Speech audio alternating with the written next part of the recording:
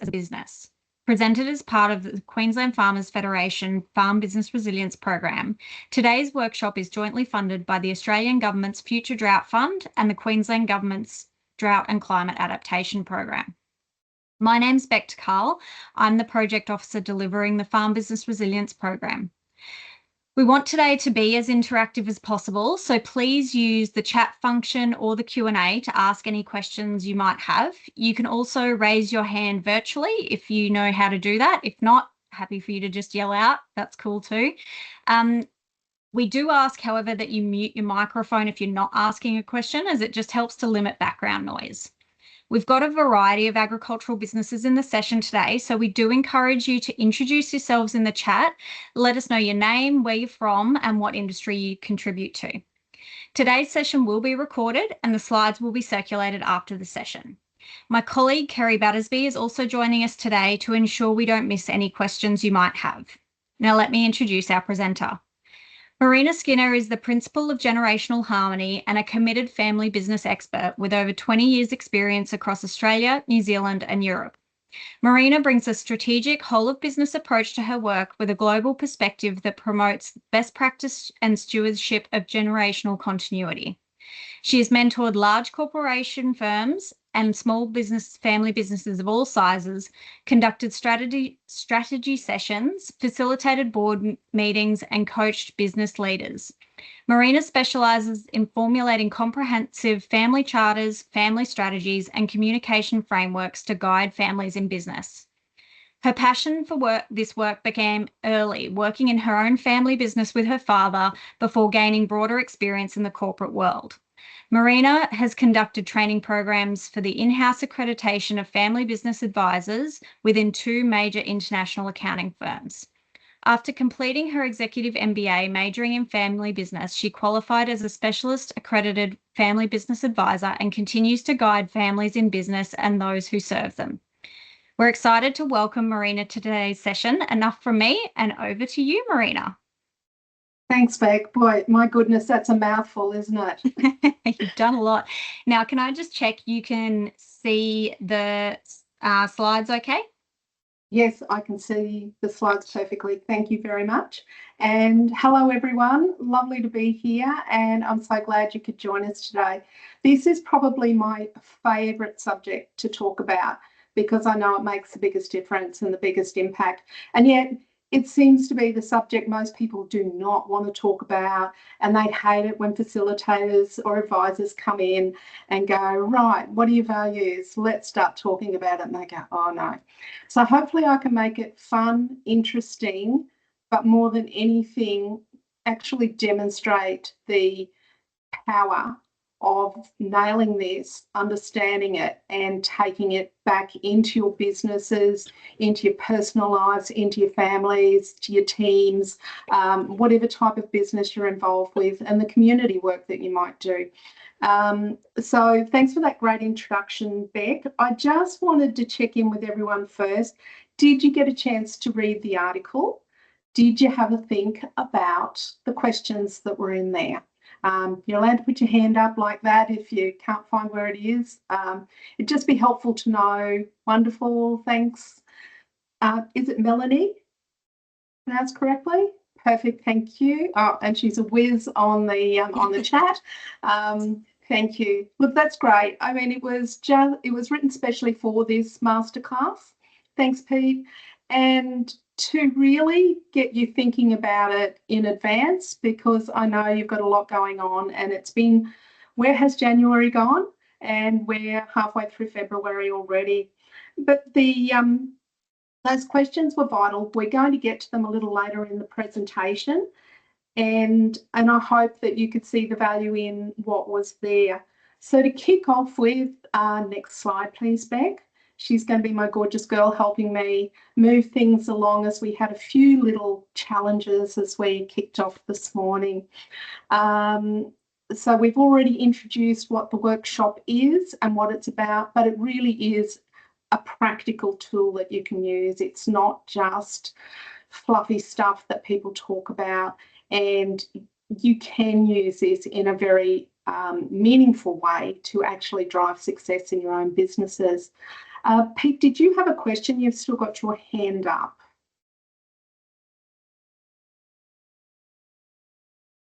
You're welcome to unmute and... No, all good. No, I just a bit slow on that hand coming down. Okay, beautiful. Thank you. That's all right. I'll try and notice things and check, but when I get in the zone, I tend to just be in the zone. And of course, the importance of this is linking it back to your farm business resilience plan as well. There's a key in that plan that talks about your motivation. So this is the foundation for that, and we're going to link it into that. So next slide, Meg. I might just say there too, sorry, Marina, I might just interrupt to say, I know some of you, based on the registration, haven't done your farm business resilience plan yet, and that's okay. I don't want anyone to freak out and think they need to have done it in advance, but this will help contribute to that, even if you haven't started on that exact journey yet. Yes, definitely. That's the intention behind this, is to really help you. If you've already done one before, then it's probably time to review. I always say once a year, pull out the documents you got in the bottom drawer and have a quick look and make sure they're still relevant and current for you. And that includes all your legal documents as well. I'll say that, your will, your enduring power of attorney, any other agreements you might have. It's just good business sense, and it's good to protect your family as well. So the key objective here is working in line, because that's who's sponsoring this opportunity, is the program. So there's a section within that document that talks about your motivation. And to understand what motivates you is really understanding who you are and what motivates you and what you stand for. So that's why the values are that underpinning part of our conversations today. I'll do my, where have I got it? I've got all sorts of bits of paperwork here. I keep on coming up with new ideas to share. But what I do want to say is welcome. Today we're actually exploring how your values shape the way you lead, how you decide, and actually how you build your business. And when your values are clear, everything else becomes clearer. Now, this session is about reconnecting you with what drives you and using that clarity to strengthen your business for the year ahead.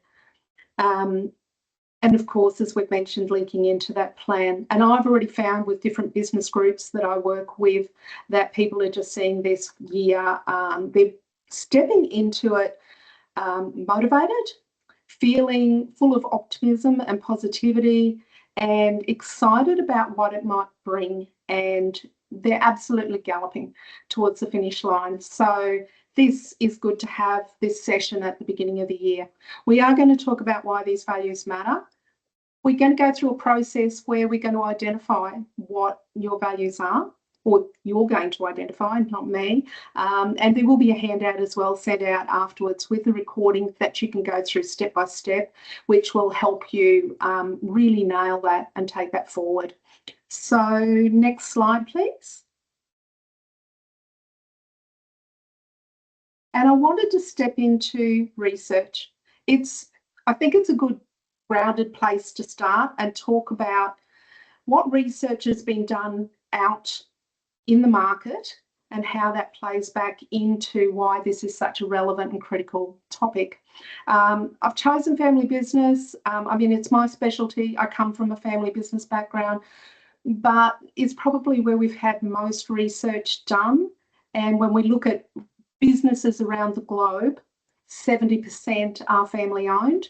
So it gives them a really good pool to tap into from a research perspective. John Ward kicked off in 1987 and started doing the initial research, looking at what are the survival techniques or tactics used, how were people moving from generation to generation, how well were they surviving, and that was really interesting information to come through, because as each generation went on, basically 30% dropped off. And being in primary production, predominantly they're family businesses, but not all of them. So I felt that that was really quite relevant to actually look at that, because it shows the ones that survived had resilience. What was it that they were doing that created that? that actually supported them in continuing generationally. Next slide, thanks, Beck. Picking up on that, back in 2003, a couple of gentlemen, Roy Williams and Vic Presser, who went, well, if 70% are failing, what actually are the 30% that are surviving doing? What can we learn from that? And how can we apply that to the business model and to help leaders set themselves up for success?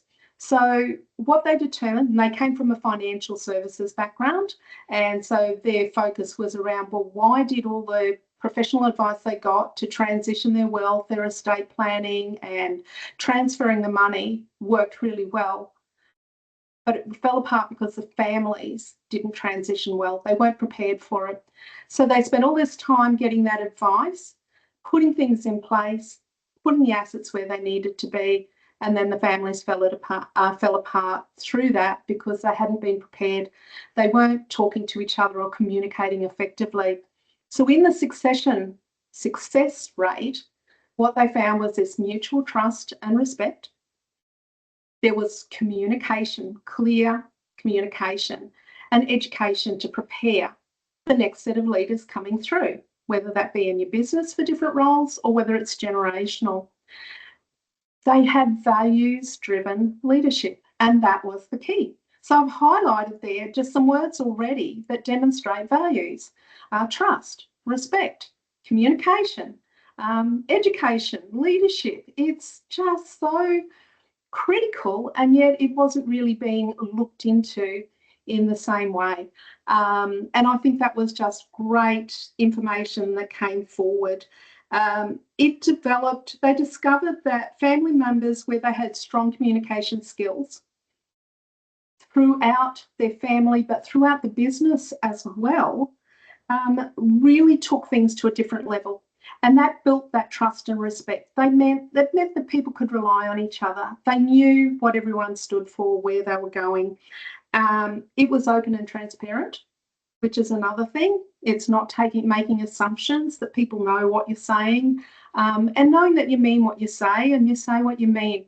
And I have to say that's what I do love most about country people is they do seem to follow that kind of philosophy. A bit different into the city, and I like to think myself, even though I'm in the city, I was born in Gympie, so I see myself as a little bit of a country girl, and I just find the people I resonate best with are people who come from a background where they're just down to earth people.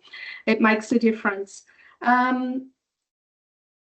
They also looked at how they were going to develop their people because they valued the people that they had working with them and for them, and what that education would look like and how they could make things better than the life they had for themselves, how they can take them forward and recognise that those leadership skills could be taught. They weren't necessarily transferred. Sometimes they are by osmosis, as you follow mum and dad around the factory floor or the on the farm, you know, in the back of the ute, helicopter, whichever method you use to get around. And they learned. And they learned things that you can't learn out of a textbook. But at the same time, we've developed and grown so much that there's so many opportunities to learn from other resources, other places. So next slide, please, Beck. Then there was some research done here in Australia, and we actually found out that Australians were, in a way, leading the pack. They were more forward-thinking in the way in which they worked with their families, they worked with considering communication and succession. And let's face it, if we look at the papers, we more often see the worst of a family business than we do the best of them. But I have to say we've got some pretty incredible family businesses here in Australia and industries and people leading them as they move forward. But the research that came out from Australia still identified these two key issues: communication and succession. And the communication piece is probably the biggest one. So for this session, I'd really like to look at focusing on the communication and how you communicate your values in what you do every day, because your values are exhibited through your behaviours. So that's how we communicate our values, is the way in which we behave and we interact with others. So really getting back to the foundations and understanding what that is, and are we actually exhibiting our values in the way that we connect with them and believe that they represent who we are and how we would like to drive our businesses forward, is really an important part of this. And it's part of that future, the way in which you move ahead and I guess walk your talk. So next slide, please, Beck. And I want to talk here about why values matter. So I've already talked about them being the foundation of who you are and what you are. They provide clarity, alignment, and enables sustainable success. Values aren't abstract. They actually show up in every single decision that you make. As who you hire, how you treat your customers, how you actually respond under pressure. Here's a big one. And you guys are certainly put to the limit with what you have to deal with. You're not just dealing with a normal business if you're in primary production. You are dealing with the weather. You are dealing with constraints and challenges that day to day, minute to minute, you don't know what you're going to have to handle. That's made you, as a group of people and individuals, resilient. But as we bring that, our next group of leaders, generation of leaders through, we've also protected them a lot. We've looked after them, tried to give them a better opportunity than perhaps we had ourselves. And it may mean that they're not quite as resilient as we were. They haven't necessarily been through the same hard times. And I think that does build resilience. It's understanding that when your business does align with your values, things flow. They flow much more easily because everyone's on the same page. And when it doesn't, everything feels so much harder. And you've got enough to do in your business lives without making life harder than it already is. So I want you to just take a moment and reflect. You can pop it in the chat if you want. You can raise your hand and ask a question. But what do values mean to you in your business? So this is an opportunity during this workshop to have I'll give you questions to just think about for a moment, because you probably don't take much time out to stop and think. So you will get that opportunity here. Would anyone like to share? And don't feel you have to. I'm just trying to make it interactive. I'm happy to have a go if you like, Maureen. Thank you. Yeah, so Melanie Leather. I think for us, I've just listed a few as honest and transparent. So our family business really likes to, be collaborative with a lot of different groups of people. And I think when you're collaborative and you're selling into certain supply chains, it's really important. Honesty and transparency is important to us. Being kind and considerate to people as well. Continuous education, and then probably just the ones that you already mentioned around communication, trust and respect. Beautiful, thank you. And that's great. Anyone else want to share at this point? That's okay. No pressure if you don't. Well, good. It's just nice to have conversations going, and I do want you to have the benefit of hearing each other's voices if you're open to do so, because it's amazing what you pick up at one thing out of what someone else says. And you don't need to hear my voice the whole time if you don't want to. It's nice to share it around a bit. Melanie, I think that was really well said. And it's certainly a known fact that family businesses are well regarded and very trusted because they communicate, they care about their people, they care about the quality of the products or that they're producing or supplying and how they interact. Communications are, sorry, I'm no good at reading chat and That's okay. You just keep talking and I'll keep talking I'll and you can read it out to me, Pete, Beck. Pete's in a second. Isn't it? Yeah, so I do find that it's the way in which they interact with their community because their reputation is important to them. And so that transparency flows on through in every touch point that they have through the supply chain, throughout the community, their clients and customers. So I think that was a really good point to make. Now, Pete put something in the chat.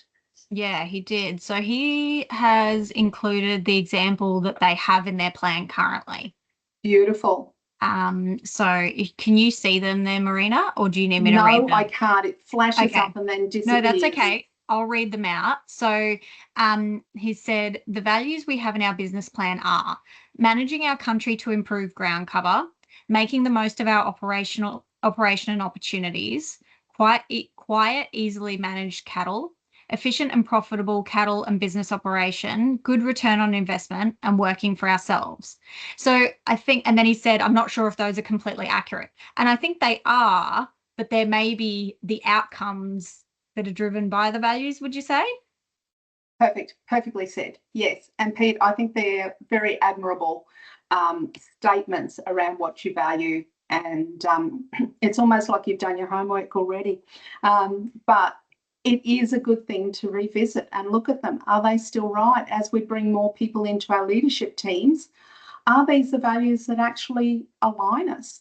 And are we getting the decisions that we want made out of them? Are we using our values to actually make the decisions that we want? Because our values drive our behaviour. Our values guide our decisions. They shape our culture. And they influence the energy and motivation that you and the people in your team have to get out of bed every day and do what you do to achieve your goals, your vision for the business. So that's why we started with values. They're an incredibly good tool to actually look at for decision making. And when you feel aligned, you know, it just everything flows. That's the best way to put it. It really does. You know when you're in the zone and things are working well. But my goodness, when they're misaligned and the motivation and the momentum drop, you know, someone's either not aligned with the values or they've just gotten off track. I mean, when you're under pressure, we unfortunately show our worst side, not our best side. But when we're aligned and we've got our values that are important to us and we live and breathe them, then we can get in and do the hard stuff and we can accept that, yep, that's just what we've got to do at the moment because we're on the same page. So that's just talking about, at the moment, why values matter. I'm going to take it through to the next slide now, Beck, if that's okay. Sorry, I'm moving mine on the side as well so that I can read my speaker notes at the same time. Just to make sure I don't miss anything because sometimes I go a little bit off track. It's around encouraging that simplicity and clarity.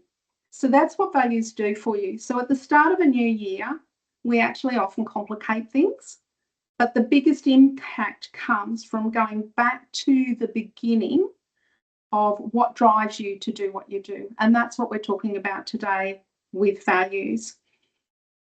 Pete, I think what you put up shows why you do what you do. That was a good, I feel, a good description for what your values are. And there's probably key words in there that are good to prompt.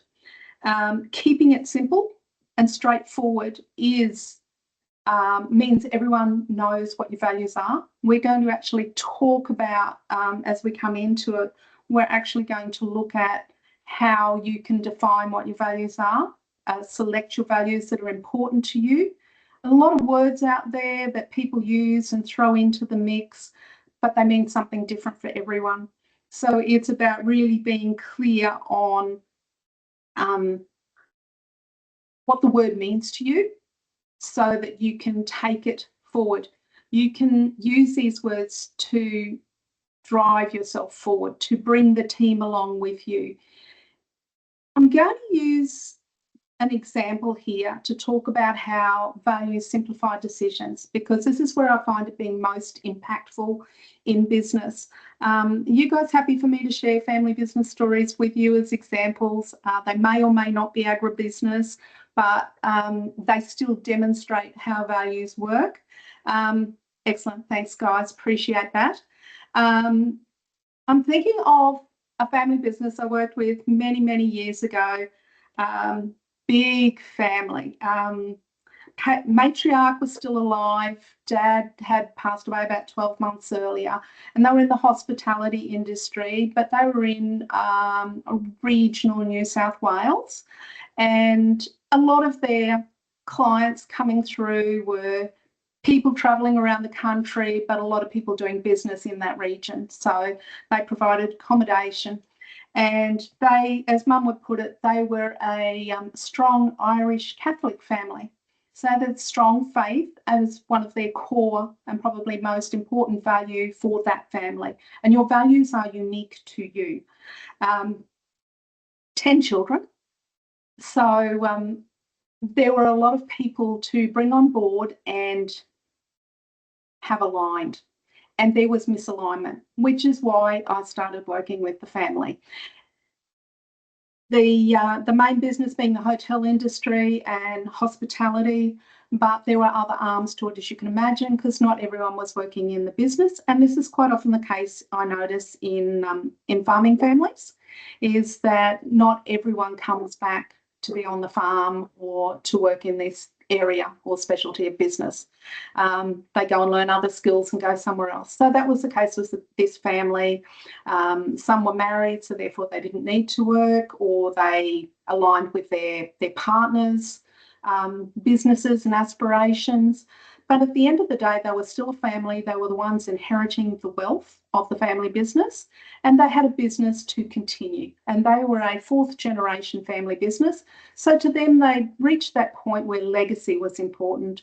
They had something to be proud of and something that they wanted to continue to honour their dad. And also to put Mum's mind at rest, because she was concerned about the way in which there was arguing between them and the wealth that was there. And they had a sticking point. The eldest brother was in the property business and was accustomed, probably what I would say is someone who was a bit of a risk taker was his profile, whereas the brother in the hospitality industry was more risk adverse, liked to play things safe, but wanted to continue to grow the business, and then other siblings varied in between. The eldest brother had the most influence on Mum, being the eldest, and he was certainly frequently looking for support or, shall we say, cash to help some of his property endeavours and ventures, which meant that there wasn't money there to then expand and grow the business the way in which the other family members would have liked to have seen. And they saw that they could grow the business if they were able to add on an extension and bring in a nice cafe so that they could attract more of the local community. So that's a bit of a background there. We went through the values exercise with them, and between them all, they worked out what values were important to them individually. And then they worked out where they were aligned, what values they had that they all had in common.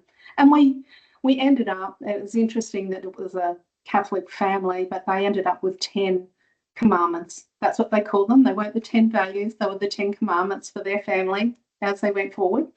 But they were really important core values. There was integrity in there. There was growth was important to them. Their faith was very important to them. And more than anything, they all agreed that getting along together and being united as a family was a key value for them. We honed it down to 3 key values in the end and came up with just a little phrase, and it was, in unity, we grow. And they used that then to help them make decisions. So we went on through the rest of the couple of days that we were working with them, developing their strategic plan. And then we hit a point where we put a scenario up on the board to discuss around whether they would proceed with building this extension to the hotel for a cafe, or whether the money would actually go towards the older brother in the property division. I flipped back to the values and I said, when you make this decision and you discuss it as a group, remember these are the 10 values that you agreed upon. So as you make a decision where you're going to spend that capital and how it's going to benefit you as a family moving forward, come back to these values to help you make the decision. Will you be united? Will you all agree? Will it honour the legacy of the family? Legacy was one of their values. Will it honour the legacy that your father created? Will it help the business grow, the family grow? And we went through each one of the values. The eldest brother stood up and he said, who had been arguing all the way through the last 2 days, and he said, I was wrong, I apologise. And I can see that as a family, the strongest way for us to move forward is what we agreed at the beginning, these values and our motto, in unity we grow. And I'm happy to withdraw what I wanted from the table, and I will support the rest of the family who would like to proceed with this. And it was just one of those, what they call watershed moments, where you go, wow, this just proves how powerful this tool is when everyone was aligned and in agreement, and they could use this to actually step forward as a family. So it was simple. And that they had been arguing about this for 10 months. And yet, as soon as we went back to the values, and they were still arguing until I flipped the chart back to the values, and as soon as they used that to make the decision, they were able to say yes or no to proceed. And I've seen this replicated in different scenarios time and time again. It seems to be when they forget what the values are, what they stand for, and why they do what they do, that the miscommunication comes in, the misalignment, or if people don't, or they say they agree with the values, but they don't really, their behaviour will demonstrate that. So to me, that was clarity on values equal clarity in action. And it was just such a wonderful moment. And I continue to see that happen with families. So that's my example there for you, Beck. I think we might go to the next slide. And I probably already talked to it quite well. But when we look at you know, when you think of a time that a decision felt easy, think about what that value was that was actually guiding you through that and why you made that decision. Because when they're aligned, they are faster, clearer decision making. The stress just goes away and you don't second guess yourself. And I do find that if you can share that throughout the culture of your organisation, your business, you will have a stronger, more united team, people pulling in the same direction. The relationships improve. Pete, yes, we will come to that. Good question about how we did that. And it might well be, yes, it comes up in the next slide, I think. And it certainly will come out of the handout that we're going to have as well. So when values don't align, these are the signs of the misalignment, that fatigue, frustration. If you're starting to see disengagement or people not following through on the things that they know are their roles, go back and have a look at whether they're following the values, or is it time to have a discussion around that? Because it actually takes the confusion out of those priorities that you have. It'll take tension out of those relationships. And you know, I mean, if I've met anyone in the world who seems to run on gut feel when things don't feel right, it's farmers. It's people in primary production. You just go with your gut and you know what feels right and what doesn't. The beauty of having the alignment of values flows into all your documentation, your processes, systems, procedures, the way in which you operate, the way in which you train your people, the way you induct them, and also helps you to pick whether you're employing the right people to be part of your team. And sometimes people aren't the right fit. And that's really tough in this time when in the fields that you guys work in, it's hard to get staff. It's hard to get people on or to come out to the regions or to come into business. But I can tell you the angst and the heartache that it causes, one bad egg can ruin the whole lot, the whole batch. It's just so important to keep in mind that they align with what's important to you and who you are and how you feel. So let me just check I'm not missing any of my notes as well at the same time. I think we're all good. So when your values and your business are aligned, it just gels. It feels good and things flow. So let's go on to the next one. Beck, if that's okay, the next slide.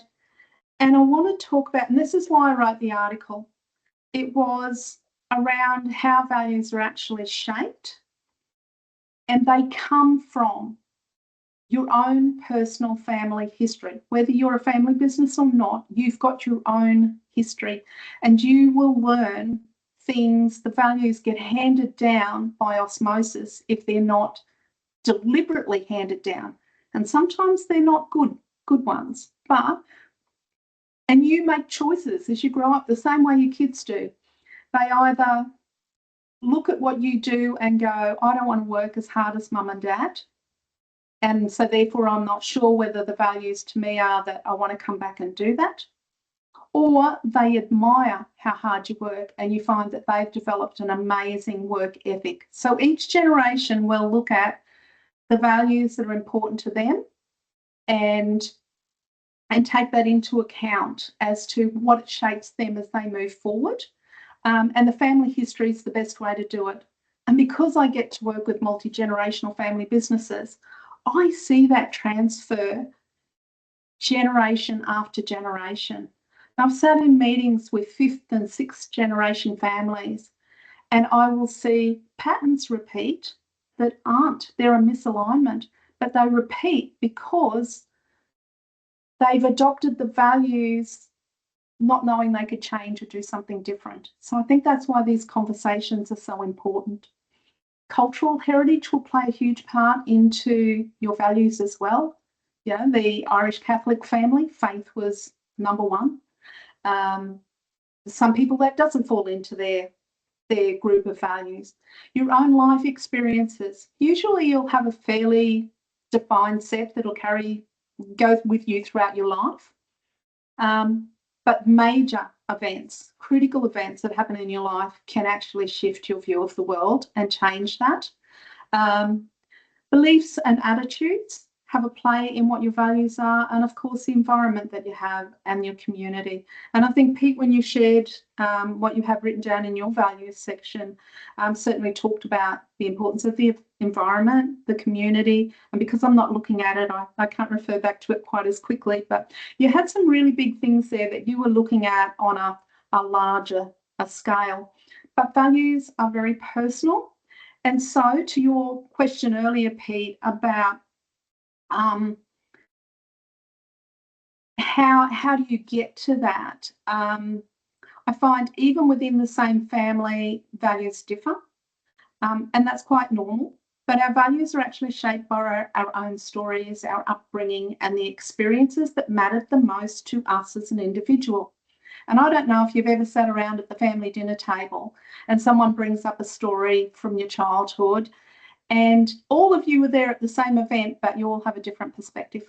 you all saw it differently or took something different out of that. So it's a bit like that with values, is what matters to you the most, but it does help us understand and appreciate why people approach decisions differently. So bringing it together, and there will be a handout that comes out to you after this recording, which will step you through that process and talk about, guide you into determining what are the values and then how you can actually bring that back into the whole of business or the whole of family approach to that. So if we go to the next slide now, Beck, that's probably going to take us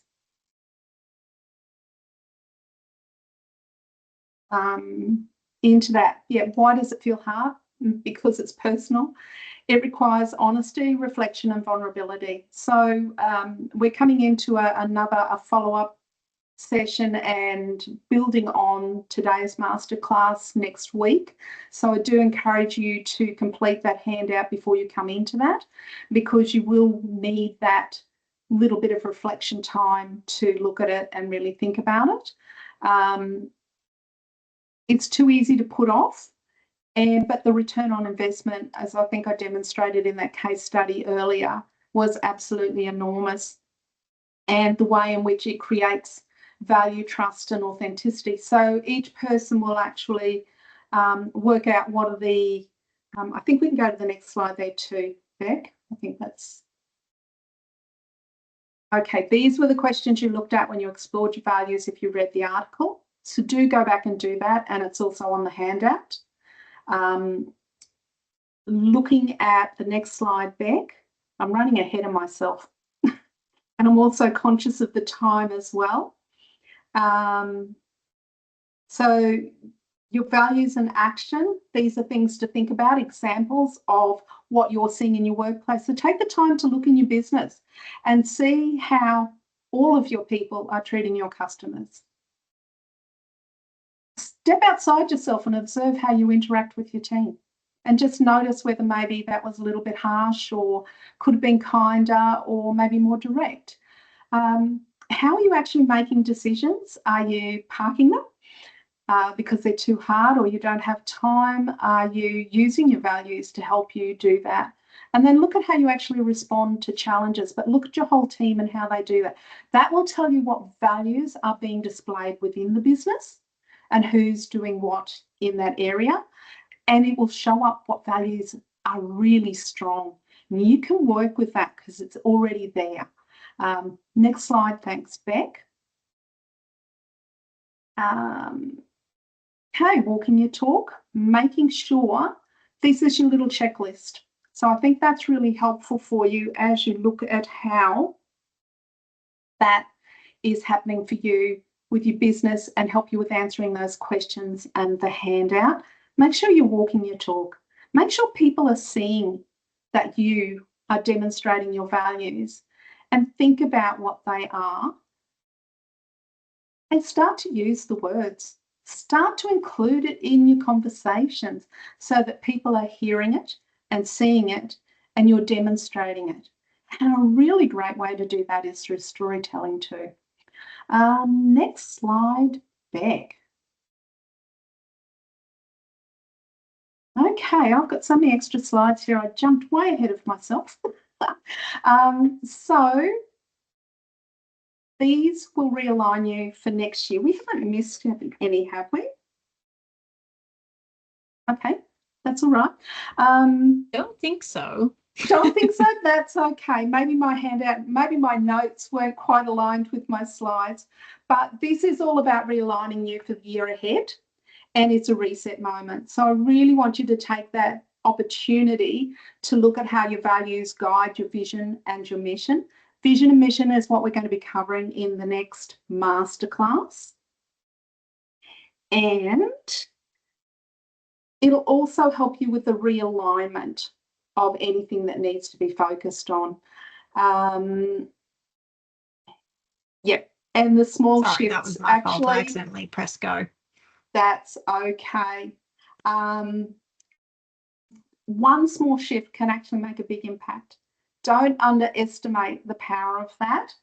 And I'd like you to think about what is one value that you would like to strengthen for the year, because if you set that as a key thing and just always lean into that, you'll be amazed at the difference you'll see this year. So now you can press go onto the next slide and we can answer Pete's question. Okay, this is the group exercise that's going to be in the handout that's coming to you. So it is about, and you can take this to your team. I definitely would like to see you doing it for yourselves, and you can take it to your family. So it can apply at home as well as in the business, and actually brainstorm 10 values individually. What are the 10 values that you think resonate for you? Now, I have made it easy, and you will get this gorgeous little handout, which will have about 100 values listed on the back page.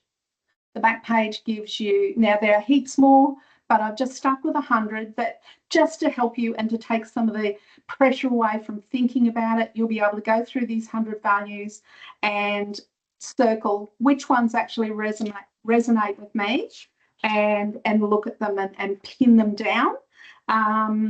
So why they're, and so it's about you reflecting on why they're important to your business, and really exploring what that looks like. When you've got your top 10, and you might put it down and come back to it the next day at lunch, over lunch or over a cuppa, we're going to drill it down to your top 5. Because let's face it, you could come up with 20 you love, but you're not going to remember them all, and neither are your team. So it's really important to make it, keeping it back to being simple and straightforward. We narrow it down, and you'll find a lot of the ones you pick will overlap. So it's finding the right word that resonates for you, and it might not even be on that list. You might have another word that you use. So these are the 10. So you're going to choose 5 that feel the most essential to how you want to live, work, and relate to other people, because they represent you as an individual. If you pick things that you think people want you to be, you're not going to live them and breathe them. You're not going to walk your talk. They're not going to resonate. So once you've got that 5, we're just going to prioritize them in order, 1 to 5, and we're going to narrow it down to your 3 core values. Most people can remember 3 things. So, and that's what you want to do. You want to get it through the business. You want to be able to quickly, off the top of your head, be able to go, I've got a major decision whether I'm going with this supplier for my fertilizer or my feed, or I'm going with that supplier. What are the values that to you resonate? Now, if you know one's cheaper but the quality isn't there, how's it going to play out to you in the long run with the produce that you have and what you're trying to deliver out into the market? And then how you're going to be seen by the people you're providing your product to. So you might make a decision to spend a little bit more, go with the other supplier, because you know one of their values is quality, and they have integrity in the way in which they deal with people. And you know what, at the end of the day, if something goes wrong, you want to know you can go back to that supplier and talk to them about it, and that there might be a resolution that you can come to. So it's about building on the relationships you have, but making decisions for the right reasons. And I remember, have I got time for a quick story? Beck's going to say yes or no. Okay. Yep. So most people will be familiar with Blackmore's vitamins. Okay. Marcus had a supplier produce him with a particular herb to go in the MacuVision vitamin, and the quality was not up to scratch. He didn't find that out until he produced 10 batches, and I mean, we're talking big batches of vitamins. It cost him a lot of money to make a decision. Do I still let this go out into the market, or is one of my key values the importance of my integrity, quality, and reputation? He destroyed the lot. He said that will not go out into the market. I'm sorry to my suppliers, my clients, we can't provide that, but we won't produce something that is less than the quality that we've promised to deliver. So he took a hit, but what it did for his reputation, it built. He had it come back tenfold. It may or it may not, but he could live with himself. He couldn't live with the fact that people who were having problems with their vision might have a product that was inferior and not meet their needs. So this is how we can use this to really use those values, keep it simple. Once you've got your 3, and this is where you're ahead of the game, P, define what each value means to you. And that's what you've done. You've written down the meaning behind these values. And I think that's really important. But I'd like for you, Pete, to go back to revisit it as if it's a fresh exercise and start from the beginning, because you've got some good work to build on there. But I think let's come back to the basics and go, we've got top 3 values. Let's define them as to what they mean to me. Now, if every member in your team, your leadership team, your family were to do that, you will then have a deeper understanding of each other and a deeper understanding of what drives them.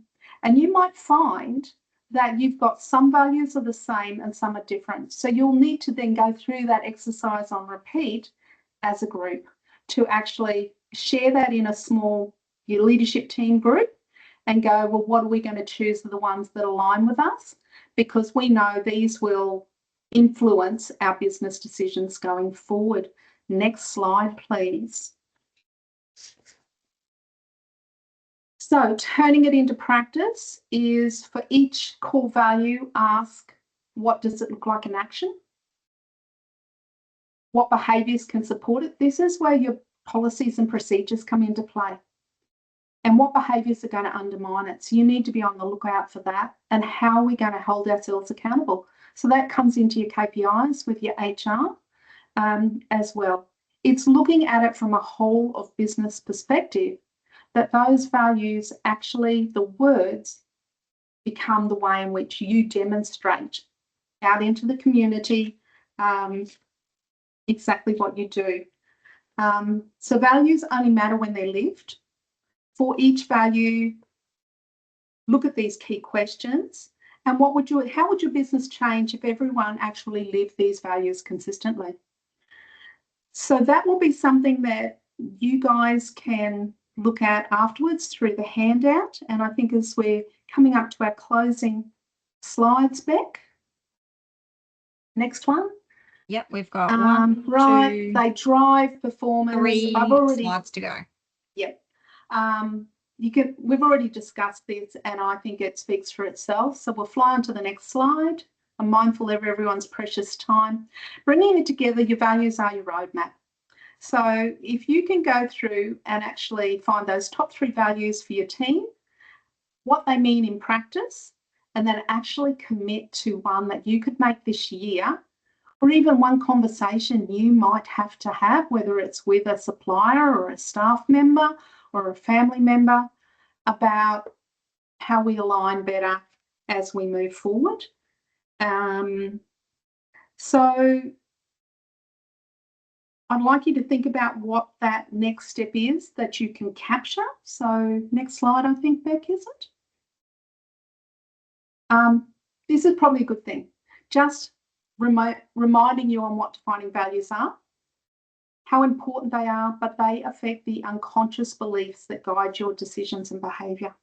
So drilling in and checking it out, remember your values represent who you are, and communicating it is critical to your well-being. And I put that in because when people make actions that are against their personal values, they tend to get sick.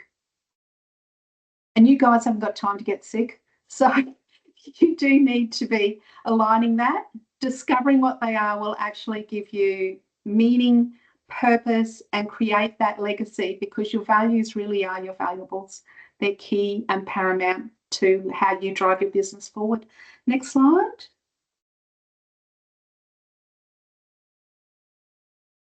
Think about these questions. And I think I've covered off on that enough. Next slide. So your next steps are the workshop to be completed, that'll be sent out. It is able to be, once you do it, you can actually attach that to the business resilience plan because you will have done that part. And please, I do hope you found this valuable and that you will consider joining us for part 2, where we're going to dive deeper into what your vision is and your mission, how to create that mission on how you're going to get there, and then pull together as well. And I will be looking for a little bit more interaction in the next one. We've got a bit more time allowed for that session. And I think I will hand over to you at that, Beck. We've got one last slide, haven't we? Which was my closing slide. They're your advantage. So when you're clear, everything else becomes clearer. So thank you so much for your time. And Beck, did we have time for any questions? Yeah, absolutely. We've got a couple of minutes. So if anybody wants to ask any questions, Bernie of Marina, while you're having a little bit of a think. So yeah, I will straight after this send out the slides from today, as well as the recording, as well as the worksheet that Marina mentioned, so that you guys have plenty of time to consider what your values are between now and next week. With that in mind, if you do have any questions after the session that you think of, there's our contact details, and you can contact any one of us and we'll be happy to point you in the right direction or help you out ourselves. Has anybody got any questions? Pete, you can give us just a thumbs up or a yes, but did that answer your question about individual values versus team values? Yeah, no, it was good. I guess probably just the thing I wanted to, I don't know, maybe reflect on or just bounce off you is, you know, as your kids get older, like there's a sense you want them to develop their own business. Like you know, they're not necessarily, you know, helping you run your business. They're developing their own business, and that seems like a bit of a natural fit because often their values are different. Even though you might have some shared values, they have their own individual values, or maybe the priority's different. Like some of the values that you have as a high priority maybe not such a high priority for them, or they might have other ones that are more important. I don't know. I don't think that's a question, but just maybe I'd be interested to hear. I think some you worded reflection. it beautifully, Pete. I think our children do pick up different values, and of course it's ages and stages too. We do change a little over the years, and something suddenly becomes, I mean, as soon as one of our kids gets married, they suddenly have very different values, or you'll find the ones that really stand and true. And that's why I like to drill it down to 3, because we're really looking at the key ones that are going to guide us throughout life. And I think you'll be surprised. I was surprised when I heard my son tell my father something that was important to him, and I could hear my grandfather, my dad's words echo in my mind, and my son was telling my dad. And it was just, it gave me goosebumps to think, wow, that's a value that's been passed down 4 generations, and yet my son never met his great-grandfather. So it was, that they're pretty powerful, and they can be used in such a practical way for business if you think about applying it, but it does take that application in action. And I think too, maybe Marina in our next session can go through, if you're going through that succession process with your kids to the next generation, and you've got 2 very different, well, maybe not very different values, but 2 competing values, or if you're not sure how to balance those 2 as you bring your kids into the business, about what is the priority value, or what you know, how do you get to those core values? I'm sure Marina can cover that next week. But if you come with too many, that's probably okay. I think we can probably narrow them down. Hey, Marina?